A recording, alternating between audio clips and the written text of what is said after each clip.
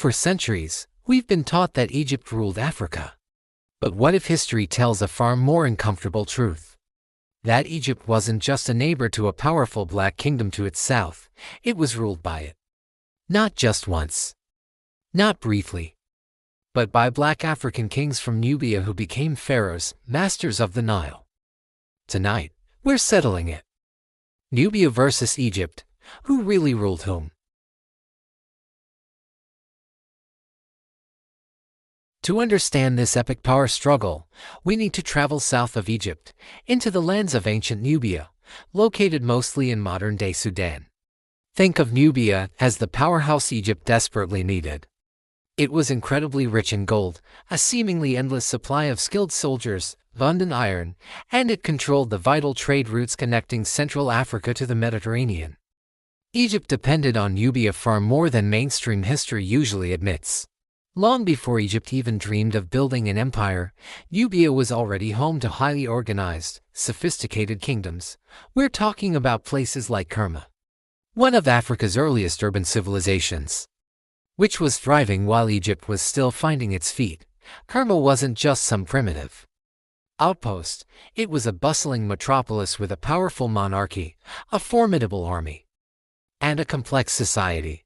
This wasn't a land waiting to be civilized, it was a civilization in its own right, a rival and a resource for its northern neighbor. The story of Egypt cannot be told without acknowledging the powerful, advanced Nubian kingdoms that developed alongside it. Often challenging and sometimes even surpassing it, Egypt's relationship with Nubia wasn't just about trade, it was about survival. Egypt relied on Nubia for the very foundations of its power and wealth. That legendary Egyptian gold, a huge portion of it was Nubian gold. It funded the construction of Egypt's most magnificent temples and paid for its vast bureaucracy. Those powerful Egyptian armies, they were frequently reinforced by Nubian soldiers, especially their archers. Nubian archers were so skilled and so feared across the ancient world that one of the common Egyptian names for Nubia was Ta-Seti, which means the land of the bow.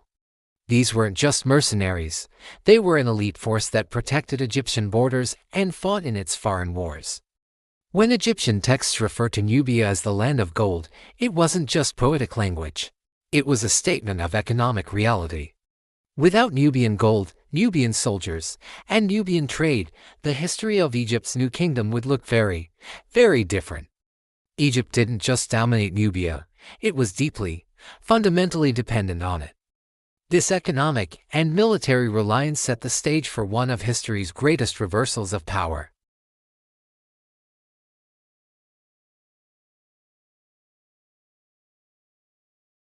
Around the 8th century BC, Egypt was politically fractured and weak, ruled by competing local dynasties. Meanwhile, to the south, the Nubian kingdom of Kush, with its capital at Napata, was unified, powerful, and deeply ambitious. The Kushite kings saw themselves not as foreign invaders, but as the true spiritual heirs of the great pharaohs of the past. They believed it was their destiny to restore order and piety to a chaotic Egypt. This brings us to King Pi. He wasn't some barbarian warlord marching north to pillage. He saw his invasion as a holy crusade. Pi conquered Egypt like a returning pharaoh. He systematically defeated the squabbling Egyptian rulers, sailed triumphantly into the ancient capital of Memphis, and there, he was crowned king of Upper and Lower Egypt, the rightful ruler of the two lands. He didn't destroy Egyptian temples, he worshipped in them. This wasn't a foreign conquest in the typical sense, it was a reunification.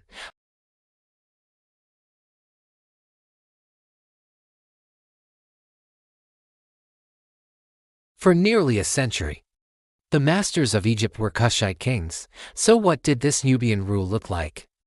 Did they erase Egyptian culture and impose their own? Absolutely not.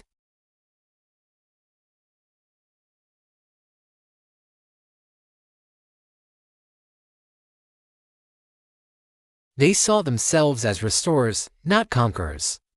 Taharqa and the other Nubian pharaohs embarked on a huge building program, constructing and renovating temples all over Egypt and Nubia.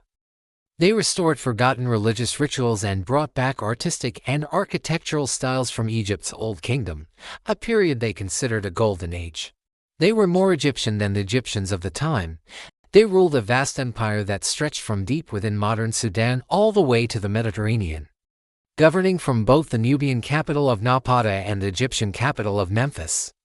Simultaneously, they weren't just pretending to be pharaohs, they pharaohs. In every sense of the word. They adopted the full royal titles, were buried in pyramids, and were accepted by the powerful Egyptian priesthood as the legitimate rulers chosen by the gods. They saw themselves as the true guardians of Egyptian civilization, and for a time, they were. So if this is all true, why don't we learn about the Black Pharaohs in school? Why is this incredible story so often erased from our history books? The answer, unfortunately, has a lot to do with prejudice. When later Greek, Roman, and eventually European historians started writing the official history of the world, they did so through a deeply biased, racial lens. The idea of powerful, sophisticated black African rulers who conquered and revitalized Egypt simply did not fit their narrative of European superiority and African inferiority. It was uncomfortable. It was inconvenient. So, the story was changed. The Nubian pharaohs were minimized, dismissed as a brief, insignificant interruption, or ignored altogether.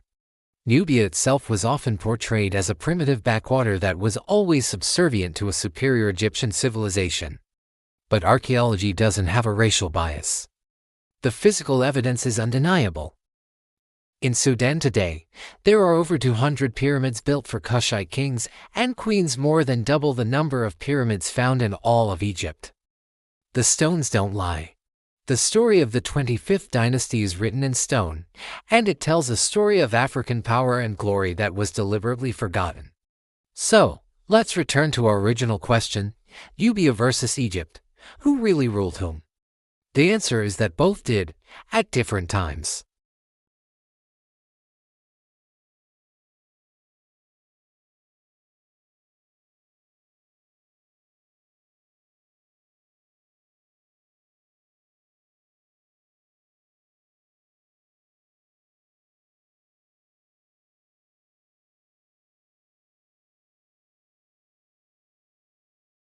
Its kings sat on the throne as pharaohs, commanded the Egyptian armies, and defined its cultural and religious destiny. They were not just a footnote, they were a main chapter in the story of the Nile. The legacy of ancient Egypt was shaped just as much by the Black Pharaohs from the south as it was by the native dynasties from the north. If this story changed how you see ancient history, and if you believe that African history deserves to be told without filters, myths, or erasure, then hit that subscribe button. This channel is dedicated to uncovering the stories that have been buried. Thanks for watching.